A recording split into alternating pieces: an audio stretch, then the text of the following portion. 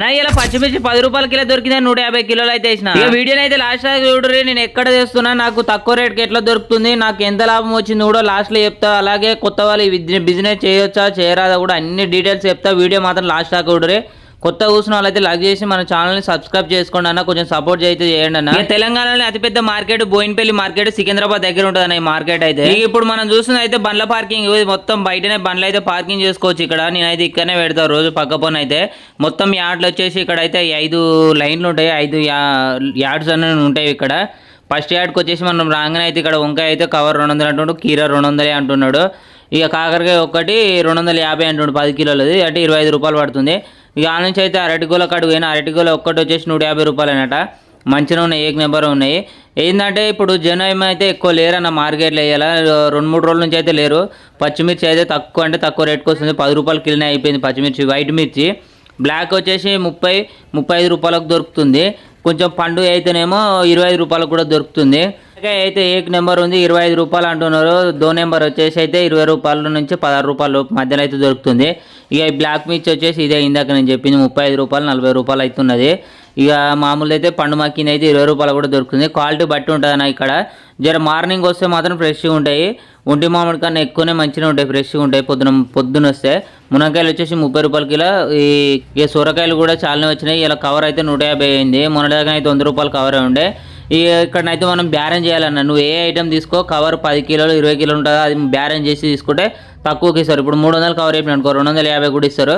Quality బట్టి, quality ఎక్కువ ఉందనుకో తక్కువ రేట్కి ఇయ్యరు, ఎక్కువ రేటే ఉంటుంది, దాంట్లో క్వాలిటీ బట్టి ఉంటుంది. ఇక ఆలుగడ్డ అయితే 10 రూపాయల కిలో. ఇక నేనైతే పచ్చిమిర్చి అయితే మనమైతే 3 బ్యాగులు వేసిన, అంటే ఒకటి 50 కిలోల లెక్క.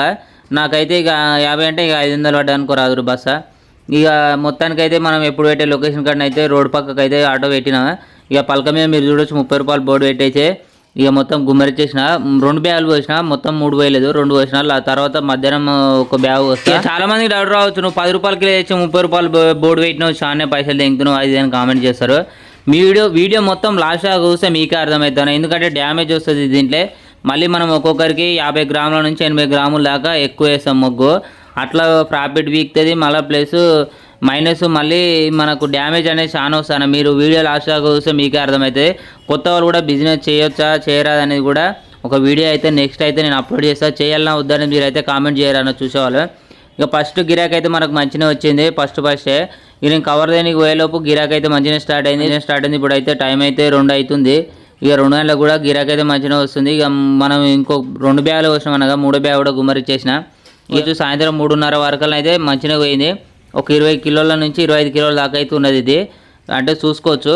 అంటే డ్యామేజ్ ఎన్నుకున్నది, పరద కవర్ వెనుక దాచిపెట్టిన, ఎందుకంటే అది కనబడితే అంత కరవైంది అనుకుంటారని అట్లా పెట్టినా.